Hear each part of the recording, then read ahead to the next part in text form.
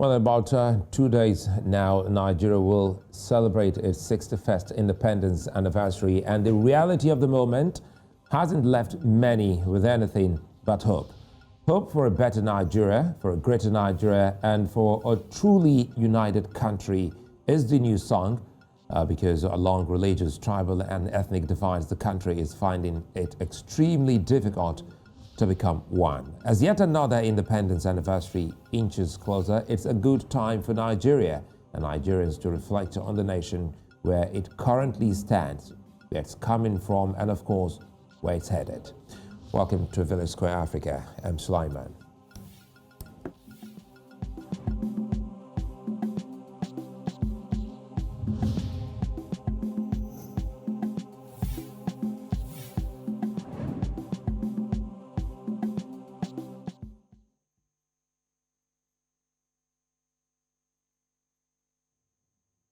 Well, Nigeria needs a new vision, a new drive, and perhaps drivers. There's a growing distrust of the leadership of the country by the citizens, but many also agree that the Nigerian issue is widespread and all-involving. It leaves nobody behind and affects everyone. Now, governance is seen as the major key to a turnaround in fortune, but citizen politics and passion for the country is probably just as important. How well do Nigerians want Nigeria? And what are Nigerians doing to make Nigeria better? Important questions we must ask ourselves. While the buck ends on the table of the leaders, the followers are just as crucial in making a better country. The big question pops up all the time. Does Nigeria fare well as a united country? And what good can its division do to those who seek it? Now, the Nigerian topic is one too hot to be touched, yet too important to be left untouched. Joining me on the square today, Pat Utomi, Professor of Political Economy, and Daniel Bwala, legal practitioner and member, Lincoln's Inn. Gentlemen, thank you so much for joining us. Professor Utomi, let me start with you. Nigeria is 6-1. And I'm happy that you're still there for us because you've actually always spoken about Nigeria and how we should, soldier on as a country. You've been there for many years talking about the issues that matter. And of course, now is the time for us to keep asking those good questions that many would like us to talk about. How would you rate, our journey so far, looking at the kind of politics and practicable theories and always standing to represent the Nigerian dream? How would you rate the country's current position? Well, first of all, as you said, I've been around for a bit. I was born before independence. I remember the excitement. I was just 5 years old at the time. I remember the excitement on Independence Day.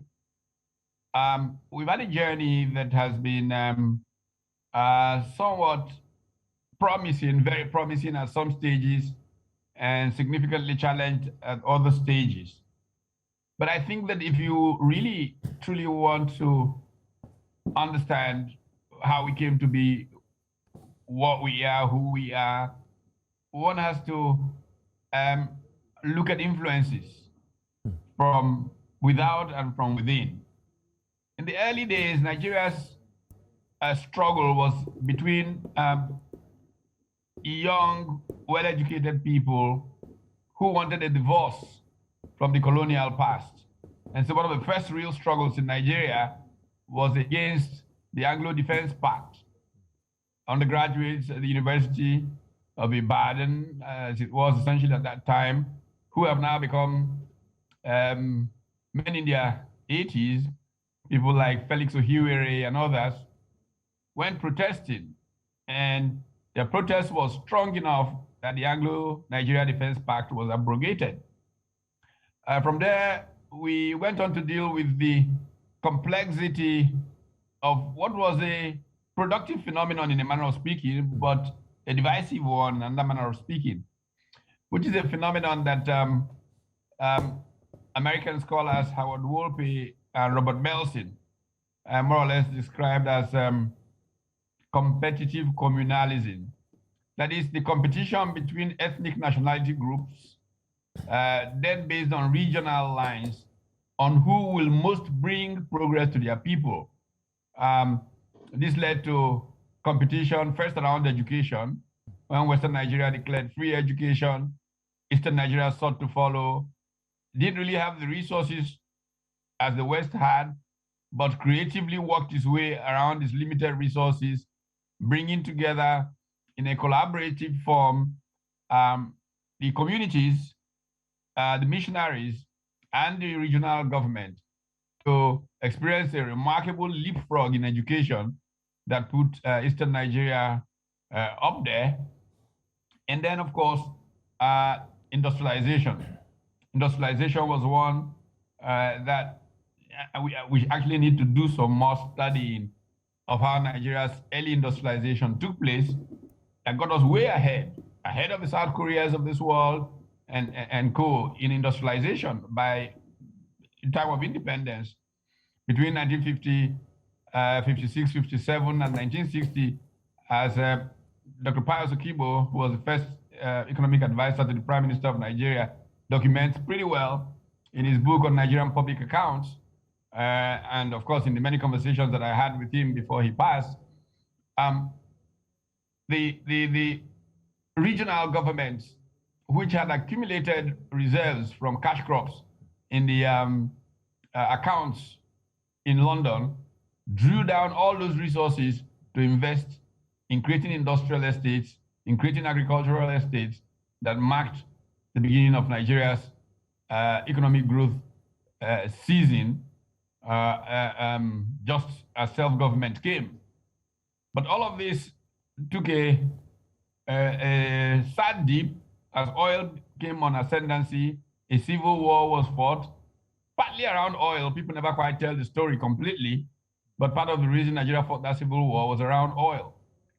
And then oil became a critical factor. When it became a critical factor, the unfortunate convergence of what I like to call the dangerous alchemy of soldiers and oil, soldiers centralizing authority, taking away the advantage of competitive communalism, and oil giving those who led the country easier access to money, which meant that they didn't need to tax the people, who could then hold them to account because they paid the taxes. And this led to a governance challenge and the beginning of a process of state capture that has crippled Nigeria's possibilities and prevented it from growing as it could. Suleiman, I can carry on this kind of matter, but let me kind of pause so that we can get direction from you. Definitely, I think it's an exciting moment, but again, also a sad commentary. I like the aspect where you mentioned early industrialization. We're far ahead. I'll come back to you so that you can actually stretch it. Let me quickly go to Daniel, who is in Abuja, Nigeria's capital. Daniel, good to see you, and many thanks for your time, and happy independence. You've heard Professor Utomi. He took us, just a bit back, and he told us how flourishing Nigeria was as a country across all regions, the north, the east, the south, as well as the Middle East. I mean, the Middle Belt, the Midwestern region, I beg to say, they were all doing well. But again, let us in on some of those things. How did we miss it? Because he said something that somehow there was a sad dip. Now, that's where we should actually start from now. What led to this, fall of a great nation that had an early start even into industrialization? Thank you, Suleiman, for having me, and hello to Prof. Utomi. It's so refreshing to be enriched by the wealth of knowledge that he has and experience. It's indeed a blessing to the country. Well, I wasn't born during the independence or before the independence. I was born way after the independence. But growing up and going to school, we learned through the various subjects that we sort of understudy about the history of Nigeria, especially the history that led to the independence. But then coming to full age and studying law, my understanding of country that secures independence is that the hallmark of an independent country is to form for themselves a government, the structure of government, the administration of the government for the purposes of the distribution of the common prosperity. That's the resources of the country for the common good of all. And in fact, that is the concept behind Chapter 2 of the Constitution, which provides for fundamental principles and directive of state policy, bringing prosperity to the people, defending the territorial integrity of the country, creating opportunity or platform for people to realize themselves and achieve what they call the Nigerian dream. And then at the end of the day, Nigeria becoming like a pillar in Africa and to the rest of the world. Now, you can choose to look at this development from different perspectives. Scholars will give you lots of perspective to this, but I look at it that the leadership has been the problem. We actually have made some degree of progress, but if you are putting on a scale the progress we've made and the opportunities we missed, I will hold the view that the opportunities that we missed from actualizing our dream as a country and as a people is far more than the opportunities or the progress that we've made as a country. Because just like what Prof said at the beginning, Nigeria was way ahead of some of the countries that today we look onto in terms of development and even in terms of development and then natural resources or human resources. Ours is a leadership problem because when the colonial masters left the country for us, it appears to me that the foundation was not laid for proper leadership in the administration of the country. And so right from the beginning, the event that led to independence was marred with the idea of regionalism. In fact, religion was part of it. And then 61 years after, we're still grappling with the same, especially if you look at the events of the last 2-3 months between the southern governors and the northern governors, talking about who to be the president in 2023, instead of us elevating the conversation to a point where we'll be talking about who can better administer the country for the common good of the people. It seems most of the people in our society today who have found themselves in political position in government do not have the leadership skills, do not have the leadership knowledge, do not even have the character of leadership to pilot the country in a better way. So leadership fundamentally is the problem. We have natural resources, we have human capital, we have people with possibilities and opportunities. Nigeria is considered as one of the countries that have the highest number of happy people. But with all of these opportunities, we still are where we are. If you ask now the dollar is about 530 something naira, 530 something naira to a dollar. So leadership problem. So Daniel, let me quickly come in here. Daniel, I'm sure you've also heard, some of us were on the same ship. We were all born after independence. Now, people are saying, some Nigerians have argued that Nigeria wasn't ready when it got its independence. And if you look at the abundance of, natural resources, which the country still, has till date, would you say it was a case of a group of unready leaders or people who weren't actually leaders, but they actually fought for independence and they were a little bit confused as to how to steer the ship of the country at that point in time? Yes, you can make a good argument for, and you can also make a good argument against, because at least history taught us that our nationalists, the Nnamdi Azikiwes, the Tafawa Balewa, the people that were pioneering the agitation for self-government and self-realization at the time, their minds were preoccupied with what people today would call unionism, fighting for rights, fighting for what is yours. But they have not taken their time to reflect on how they will administer the country in the event of independence. So you can make that argument for it because immediately after independence, you remember after 1960, the event that led to the first military intervention was also marred by this problem of whether or not the leaders at the time were ready. But you can also make argument against it because if you look at Nigeria from the regional perspective at the time, they were doing very, very well in their respective regions. The northern region had a good administration. The western region had good administration. We even talked about free education. You talk about the Midwest. But as soon as we came together, sort of, departed from the regionalism, the system of government that recognized government from the perspective of region, and then we came to what is commonly referred to as federalism today, it seems we are more confused than we were when we got the independence. So again, that the leaders were not better prepared for governance. They were more preoccupied about right, and having secured the right, the administration of the resources for the betterment of Nigeria became an issue, an albatross at the time. Let me bring in Professor Utomi. Again, thanks for your time, Professor Utomi. We were trying to look at the readiness of those who fought for independence, if they were actually ready to steer the ship, of the country at that point in time. And we were also trying to put that side by side with what you highlighted in your opening, looking at regionalism as against what we practiced in 1979 till about 1983 before the military came again.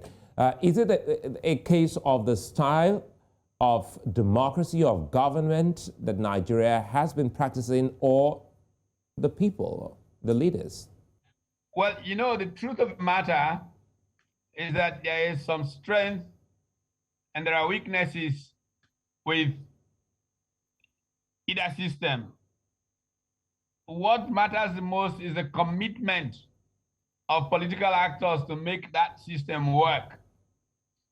I personally favor the Westminster parliamentary system for the simple reason that it reduces the cost of participating in politics.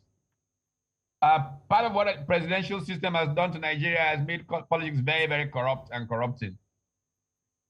Because to be able to garner votes across the country, get known by everybody across the country, you spend an awful lot of money.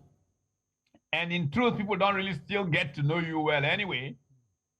But if you were just going to get elected from your small constituency, where they know you, know how your grandfather behaved, know how your family is not an acceptable, family or whatever it is. They know you. They know who cares for the people. So they will vote that person who goes bearing the burden of that small, if you will, constituency.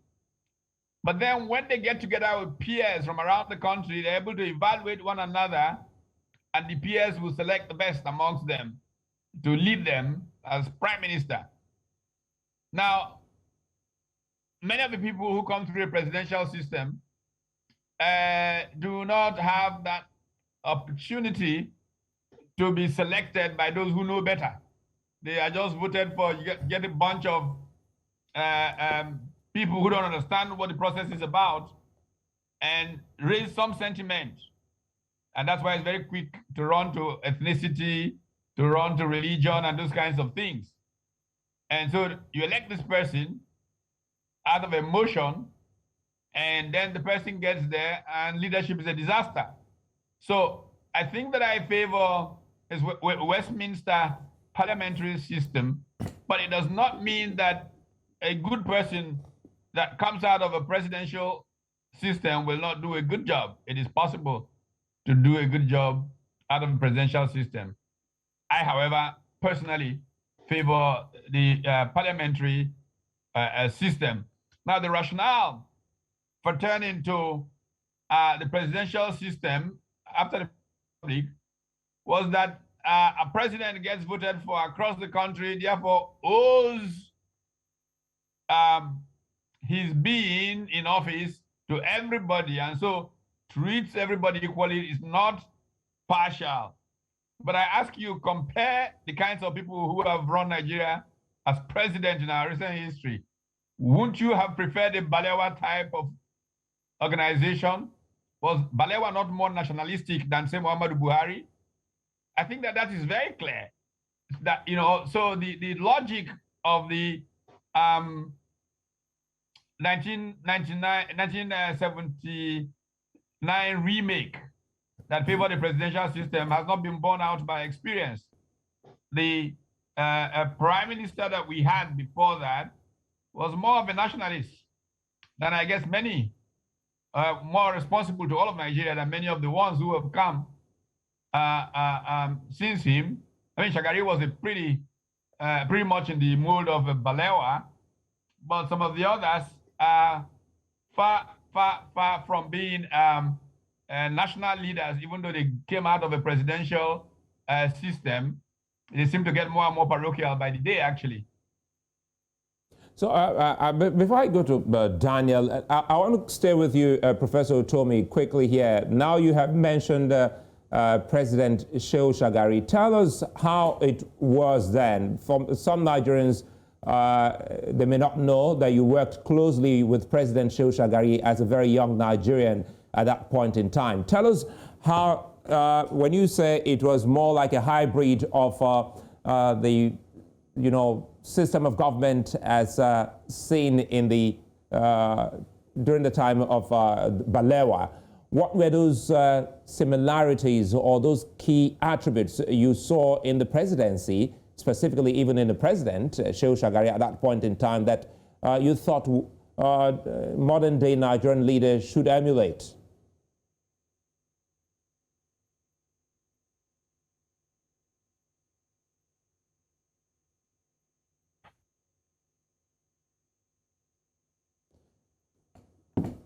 Professor Utomi, can you hear me?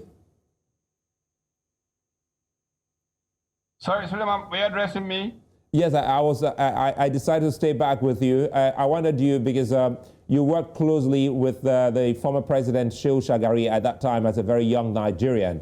So I wanted you to tell us what key attributes or style of leadership the former president had that some present-day leaders should have emulated, perhaps to see us where we should have been today in the country.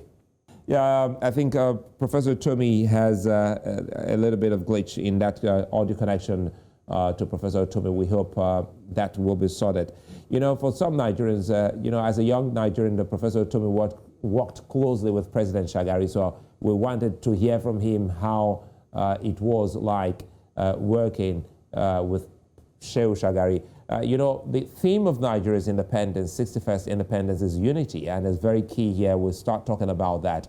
For someone as Professor Utomi working with President Shagari at that point in time, showed something that a lot of Nigerians would say is almost missing in today's politics, Daniel, because you also said something about the hue and cry from politicians today about regions, as well as, religion. Tell us where this country missed out on all of this. He kept on talking about Balewa, talking about Shehu Shagari, and these are leaders he actually, especially Shehu Shagari, he worked with. So in today's world, are we likely to see some other young Nigerians also talking, in glowing terms about some people from other regions where they had, a stint, with working with these people? Right. Shehu Shagari was overthrown. Well, Shehu Shagari, the military handed to Shehu Shagari around the time Nigeria got fed up with military interregnum, the breakdown of is it not the breakdown, but the abuse of human rights.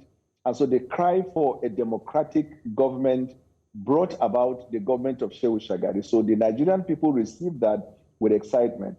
But you recall that Shehu Shagari was overthrown by then Major General Muhammadu Buhari on the belief, based on the belief that the government was characterized by corruption and corrupt practices. Because if you recall, we read in the history books, there were complete breakdown of law and order. In fact, the idea of religious bigotry, the idea of regionalism became so much engrossed in the politics of Shehu Shagari at the time, was that it almost seemed as though around the time before he was overthrown, that Nigeria was really declining to the precipice of destruction. But that was what informed the then military administration of General Bwala to then overtake the government, overthrow the government, and introduce what they call war against indiscipline, trying to restore law and order in the land. Now, another military interregnum came and passed, and then we entered into another republic in 1995 that was abridged, and then we came in 1999. But whether in the time of Balewa or time of Shehu Shagari or in our present day, there are certain elements that are seen all through. For example, one, we would have thought that after the 1966 war, that Nigerians will learn from the event that led to the problem, which was regionalism was one, this idea of bigotry was there, religious bigotry was there. You would have thought that we will learn, but this is fundamentally part of what politicians use to win elections. In 2015, if you recall, religion was the pivotal message instead of discussing issues. One side of the political party was canvassing that they were a political party that could give right and promote the right of Christians, and that the other party was going to Islamize Nigeria. While the other political party used their base, those who are not educated, to communicate to them that when they come to power, people will find religious freedom. Now, that from 2015, you would think also that by 2019, the idea of this unity that we're talking about in this independence will probably wash away the sins of religious bigotry, regionalism, and all that. But here we are in 2019, it was also pivotal to a point that the politicians in Nigeria, to be honest with you, sir, have now found this as a common weapon. They weaponize politics with this idea of divide and rule. And so we have actually not learned. Now, we are even talking about bigotry, regionalism, and all that. We have not come to leadership quality as to say, somebody who is vying for a position, what is your conviction? Why are you, going into politics? Yeah. Why are you running for office? Today, 60% of the people who are running for office because it is believed that once you get into political position, two things will characterize your life: one, money, and two, power. And that's why you find majority, whether at the state level, at local level, at national level, you'll find that as the common problem of the Nigerian people. So there are a number of elements that you would have thought we would have learned from them. Negative elements you would think would have learned from them, from Balewa and then to Shehu Shagari and to our present day. But we still have not been able to learn from that. That is not to say there are not quite a number of things that we can also begin to highlight as the positives that we have learned or we progress as a nation, as a people. Because, for example, when I was studying my master's in England, in Nigeria, the Igbo man is different from the Hausa man. The Hausa man is different from the Yoruba man. But once we leave the shores of Nigeria, or anywhere around the world, the Igbo man, the Hausa man, and the Yoruba man are like twins. They're like kin folks, like they are children from the same mother and from the same father, because we're in a foreign land and we tend to look after each other. Why is it that in our country, when that should be promoted, that continue to widen this gap? But when we go out of the country, we tend to find a common purpose that binds us together as the Nigerian people. It's a fine place. It's a fine place for us to go on a break. When we come back, we'll be talking about the geographical make of Nigeria, if that is a hindrance to the unity of the people called Nigerians. That'll be when we return. Stay with us.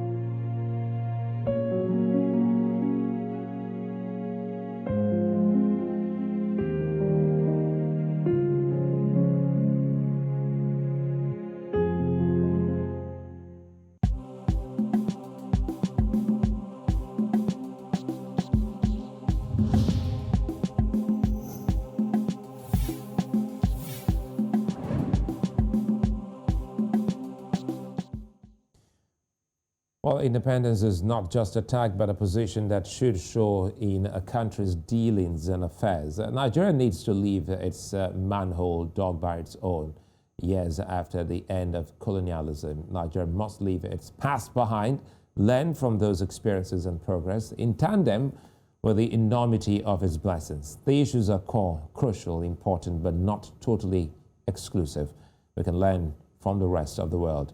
Still have with me Professor Utomi and Daniel Bwala. Let me start with Professor Utomi. I hope, we've been able to sort that glitch.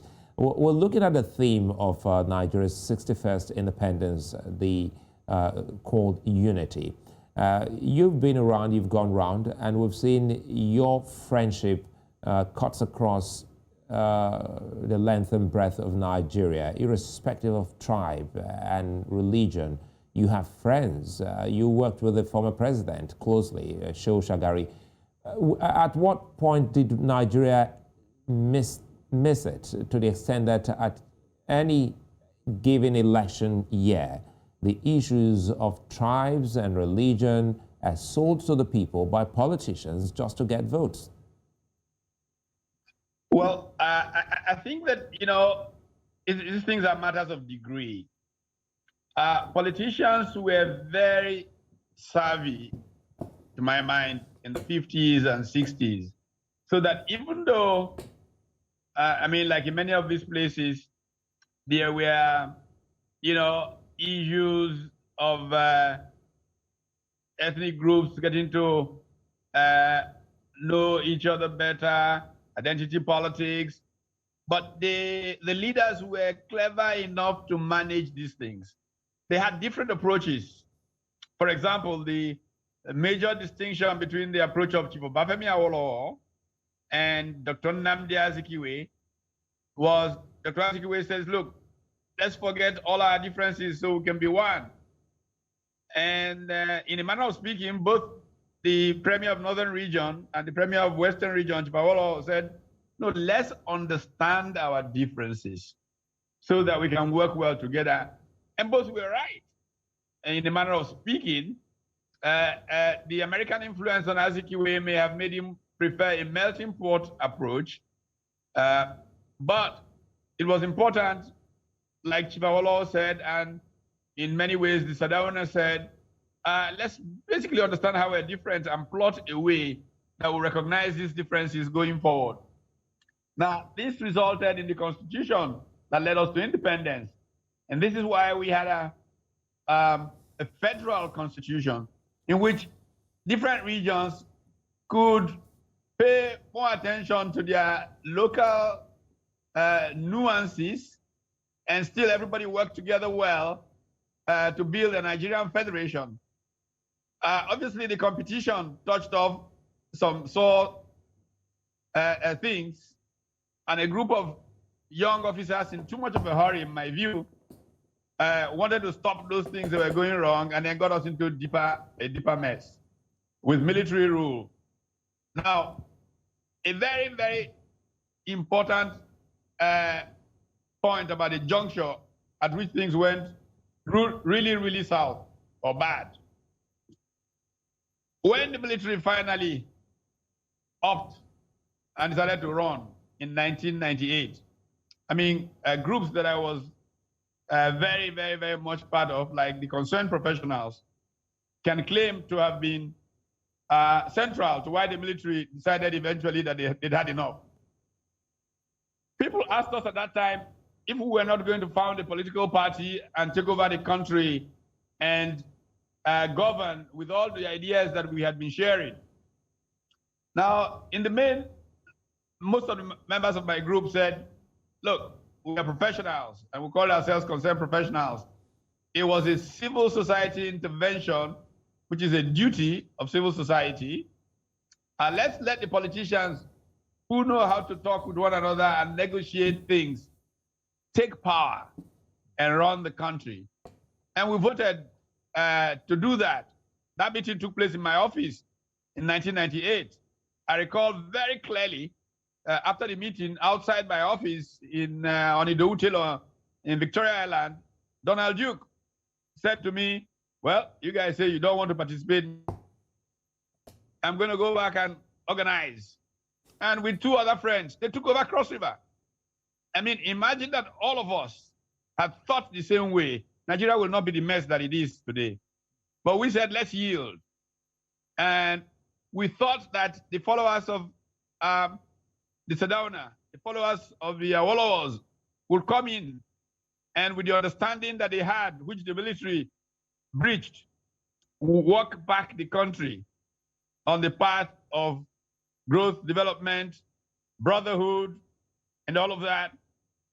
But they did not trust the army. They thought the army was still playing games, that they would come back with a coup in another year or two. So they chose not to enter. And what happened was that the gap was filled by the cronies of the soldiers, who neither had the nationalistic experience of those politicians and were steeped essentially in rent-seeking behavior, and oil prices went up dramatically after that, and they began to call each other sheikh and stuff like that. And before you knew it, they had captured the state, essentially extracted so much resources from the state, and used money to erect barriers of entry into politics for genuine people. Politics then went away from being a game of service to a race for your pocket, using anything that can divide people to allow you to come in. That's where it all went so terribly wrong. You know, the good thing, the good thing here is that we'll close by looking at a recipe to see if we can actually reverse the trend, especially knowing full well that people like yourself and even Daniel had tried to make incursion into active politics. Let me bring in Daniel before I come back to you. Daniel, listening to Professor Utomi, you also once, ran for office you wanted to go into parliament in your state. Because listening to Pat Utomi,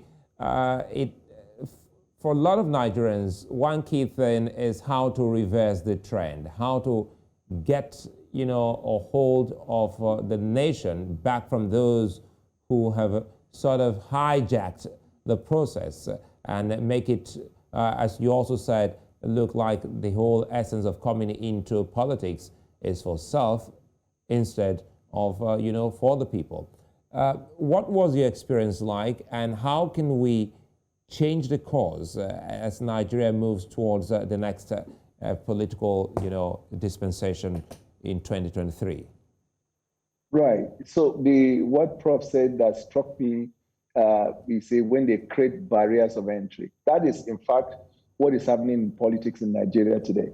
So much so that if you have ideas, you have a vision, and you have a thinking mind, a thinking purpose to move with, you are likely going to be a threat to the people who sit as gatekeepers and who determine who runs for office and who succeed in the running.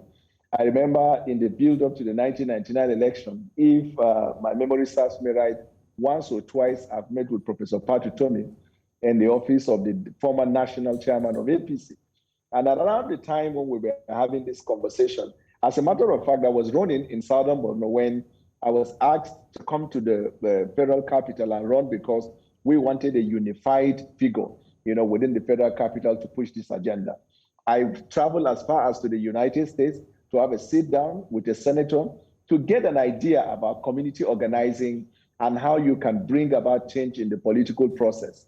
I got particularly inspired by the success story of Alexandra Ocasio-Cortez, who at the time did not even have the funding. She was a bartender, but decided because she had the qualities of leadership and she could organize the community to go into it. And with the little budget, Alexandra Ocasio-Cortez was able to organize the people in the Bronx, and she defeated an 11-time congressman in New York. So inspired by that, I thought that when we come with this organizing, community organizing approach to politics, it will work. But you see, just like the way Prof talked about creating a barriers of entry, you have idea, you have goal, you can organize either from the social media, you actualize by bringing them on ground, you're able to dissect and break everything. You still have to have the ticket of a political party. How do you secure the ticket is the major problem. We have quite a number of people in Nigeria. I can tell you that because in the last 2-3 years, we have seen Nigerians all over the world emerging as leaders in various countries of the world, including the United States of America. And some of these Nigerians abroad are not half in terms of knowledge and experience like the people in Nigeria. But there is a barrier of entry in our political setup in Nigeria. And that is why some people feel like, okay, let's create a third force.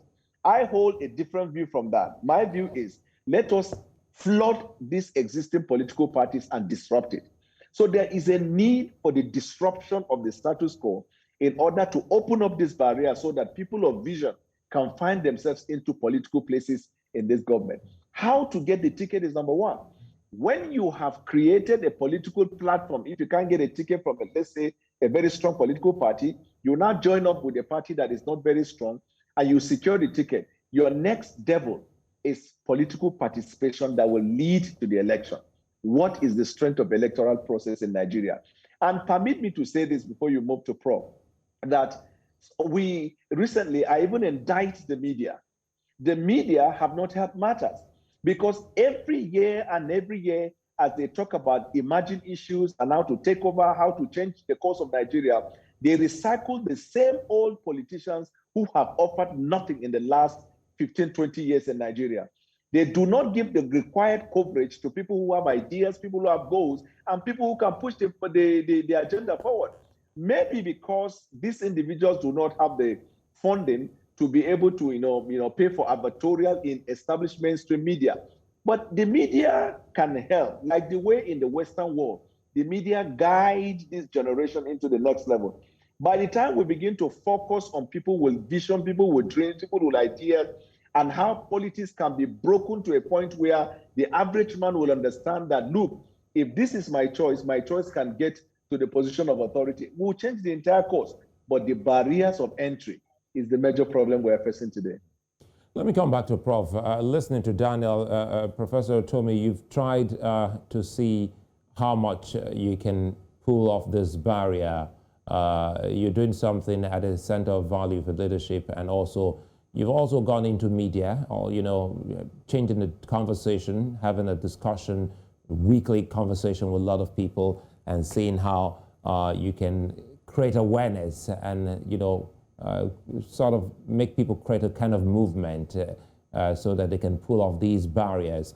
Tell us how well that has worked for the country, and how people, young Nigerians, can also, like Daniel, can also key into the process and unmask those trying to create stumbling blocks. I apologize, but I can still hear you, so you can go ahead and talk. I know that the lights are out there.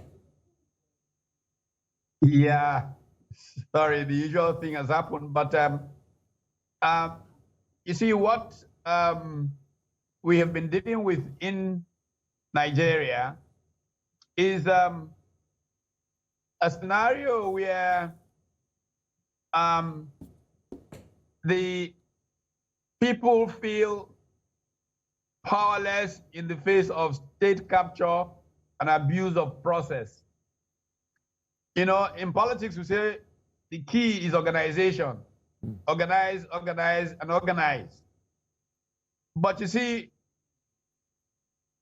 Nigerians have lost faith in the result of elections.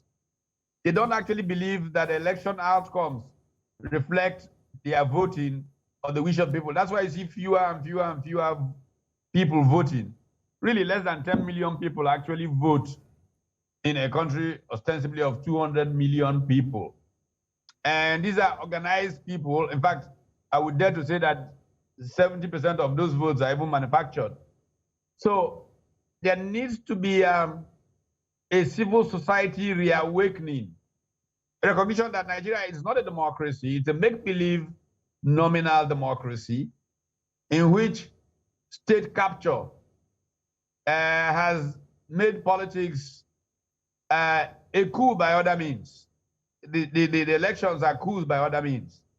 And so we are significantly challenged to get people to believe that the process works and participate. That's the biggest challenge. So the first thing we need to do is electoral process reform. This business of electronic transmission of results will buoy up people to believe that, yes, change can be done, can be made to happen. But you see how they've been trying to block it. They have no rational reason, except that that is one of the ways that they manufacture election results. And they don't want, so if civil society rises and fights that battle to the finish, then this class will realize that the Nigerian people are getting more serious. And when they realize it, they're going to beat a retreat. You know, the population of this country is very young. And young people are completely ignored by this system. And they have social media and communication means that makes it easy for them to organize. But they need something to make them believe that it doesn't matter how well they organize, all that can happen is they'll bring in a group of people who shoot a few of them, like happened almost a year ago with NSAS. Giving those young people this confidence is what will bring back organizing to make for change to happen. We are making some efforts. We want to create new systems,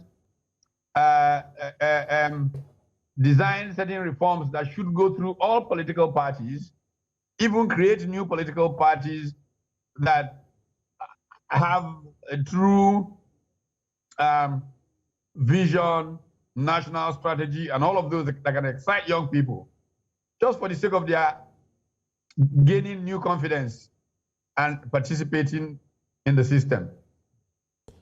Well, Daniel, I see you want to add to what Professor Utomi has said so that we can actually, close on today's conversation. What more can the very young, vibrant, Nigerian do to make the process a better one? He's gone into looking at the electoral process, also looked at those who are trying as much as possible to vehemently and with such audacity, pull down every string of a positive move that would have actually opened up the space and make the country have a more transparent electoral process. Right. For example, there are certain regulations so far that has created a little bit of platform or environment for young people to thrive, like not too young to run laws that were signed into law. And in this latest constitutional amendment, we have one or two things that would also help the younger generation. There are two sides to the takeover, the youth takeover of this country. The first one, either to give the approach, the disruptive approach of the status quo, or the revolutionary approach.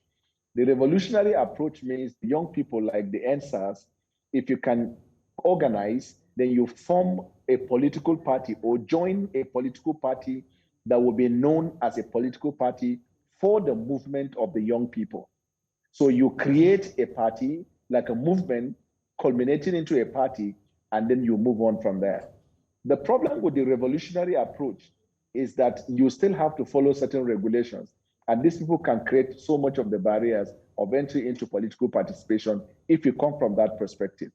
But then others have advocated for the disruptive approach of the status quo, meaning that young people should organize themselves and create a movement in the existing political parties. Because 5 years from now, the political figures in the mainstream now will no longer be relevant. And then across all political parties, there is no plan whatsoever for succession or takeover.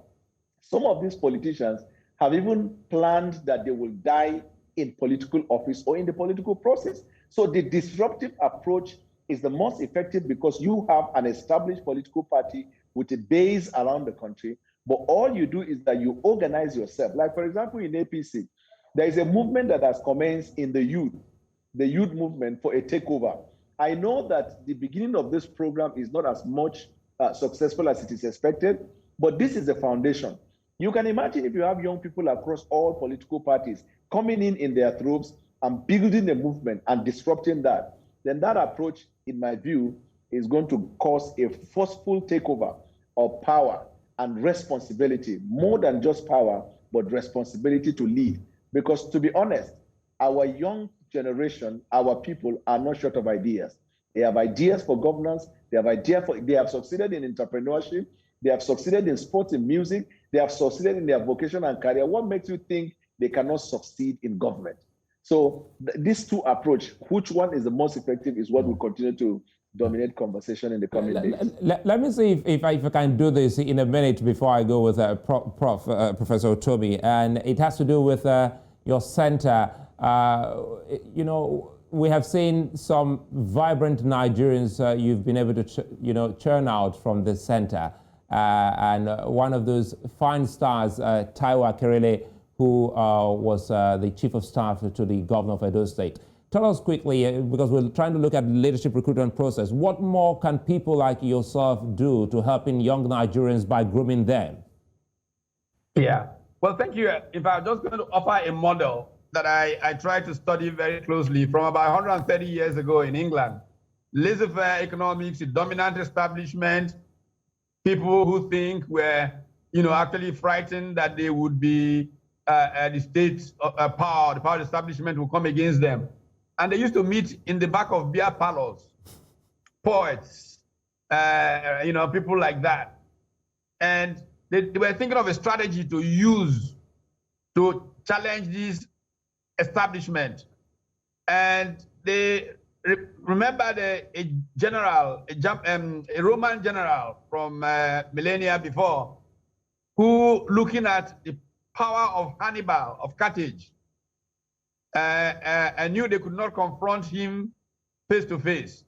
That Roman general was Fabius Quintus Maximus, and his strategy was mass attack from the fringes, almost like what we call guerrilla warfare today, but mass. And they decided to call themselves the Fabians. The Fabians did a couple of things. One, they created a movement that would just pervade society with ideas. They created an institution, a school, which we all know today as the London School of Economics and Political Science. They created a political party, the Labour Party that we have today, and with massive indoctrination of ideas, created a generation that ultimately changed the course of socialistic Britain. And so I think those things are still possible today. And what I have tried to do with the Center for Values in Leadership is bring together young people on a continuing basis through all kinds of programs to make them sensitive to how you can do what Daniel was talking about, essentially disrupt. But it should not be in pieces. We've been doing it in pieces, I have to admit. They should do it like the Fabians did, massive disruption everywhere. Wherever they turn, they see you. You use your technology today, social media, and go after them. You don't because it's terrible that they killed a number of you in the NSAS thing and say, sorry, we can do no more. You reorganize and come back at them from somewhere else. That's what Fabius, the Roman general, did. And that's what the Labour Party and the Fabians did in England. I think that's a fine place for us to leave it, and I'm hoping that we should have this conversation again in the month of October, which by then Nigeria should have celebrated its 61st. Many thanks for helping to unpack these salient issues, Professor Pat Utomi and Daniel Bwala. As Nigeria turns 61, we should ask ourselves what we have done to make it a better country, and one every Nigerian can also be proud of. To our viewers across the continent, see you some other time.